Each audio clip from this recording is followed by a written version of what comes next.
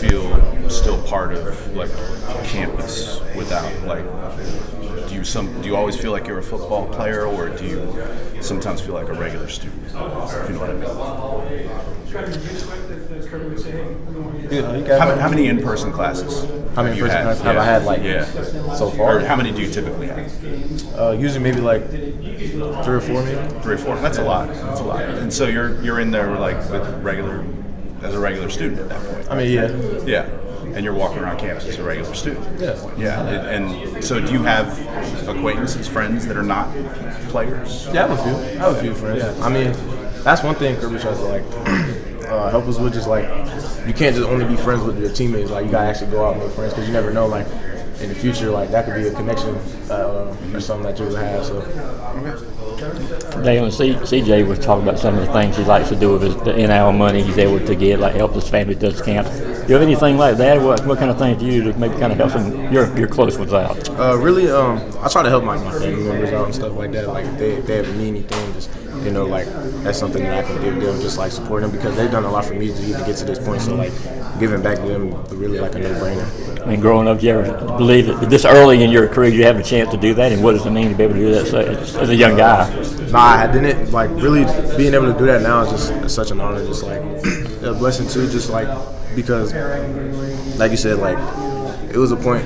Like even when I first got here, like NIL was just starting. Like we just now started getting money and stuff like that. So being able to do that early is really helps. Let me ask you this: do the players know when it comes to NIL how much guys are getting? Do y'all know how much each guy on the team is getting? Is that something y'all talk about a lot, or is that a locker room conversation? Not really. We don't really want to talk about numbers that much, just because it's really like it's really their business. So like you don't really go around and ask, how much money you make. Like they make their money, and I make my money. That's at the end of the day, like we all make money. So I was about to say, y'all think y'all handle it pretty maturely though, because again, coaches talked about this it can be a concern sometimes if certain people might be making more than the other, but he said it's not a problem at UGA, and I guess you're not seeing that either. Yeah, no, we do a good job. We don't really like try to do that just because even comes to even like not even talking about it that much, because the more you talk about it, the more people are gonna look like, he's doing this or whatever. Like then they start having some animosity towards people. Like we try to steer away from that. You guys are coming off the summer with a lot of player-led stuff. Got Gunner over here. What's his summer been like from your perspective? Somebody that's probably been on the defending end of a lot of 7-on-7, one-on-one type passes. Well, I think he's had a good summer, just like really growing, like on and off the field, like growing as a person, growing as a leader, and like we all see it. So we really appreciate it for that. Daylen, you've obviously seen several people come and go at the cornerback position during your time at Georgia. What does it take to, lack of a better term, survive at Georgia at corner? How do you last to be the last man standing in a league like that? You ask that one more time? I'm sorry. Yeah, how do you survive at Georgia? How do you be the last man standing? Really, really competitive room. Not a ton of guys get to play the position. It's not like other positions. How do you be the guy that ends up winning the job and not having to look to other places for playing time? Really just keeping your head down, putting the work in, and just like trusting the process. Just like, because I know like, if you're like coming in, like you're a high recruiter or whatever, like you think like you'll come in and play early or stuff like that, and it doesn't always work out like that. So like instead of like feeling some type of way about it, like trying to go somewhere else, like just keep your head down, putting the work in, and just really trusting the process, and like keep working, and they'll see that, and then like eventually you'll get what you want. Is there a learning curve with regards to being coached hard at the University of Georgia?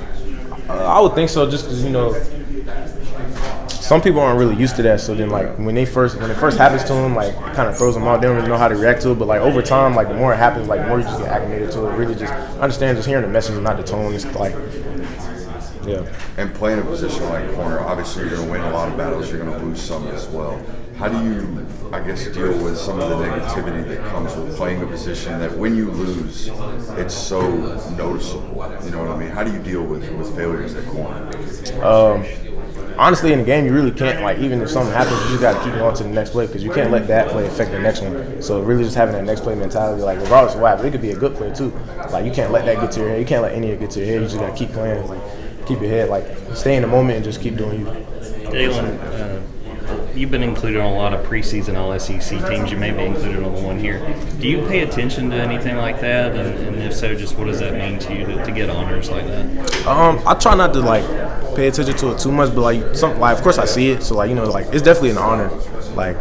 And I definitely appreciate like that type of accolade too. I want to ask you about the receivers there at Georgia that you're going up against, especially the size. What kind of challenge is it as a cornerback when you're going up against a Kobe Young or a Noah Thomas that just have that kind of size? That's good. They bring in a lot of good competition. Like I like going against guys like that because it helps you, makes you compete more. Like we go back and forth every day. Like when we're doing 7-on-7 and stuff, like iron and sharpening iron, and we just like getting each other better. So like I love like going against guys like that. Have you got to spend much time around Elo that came over from Army? Oh yeah. What are your early impressions of him? No, he's definitely cool. He's definitely a cool person to be around. It's funny. He actually sits next to me in the locker room, so I get to talk to him a little bit more. But he's definitely a cool person just to like be around with. He works hard. Like you can see it. So. Has anyone stood out to you just through summer workouts, everything you guys have been grinding through these last couple of years? I wouldn't. Honestly, they all of us been working. So it's like just. I wouldn't really say. I'm not really sure if I can give you like one person just because there's a lot of people I can name. Can you talk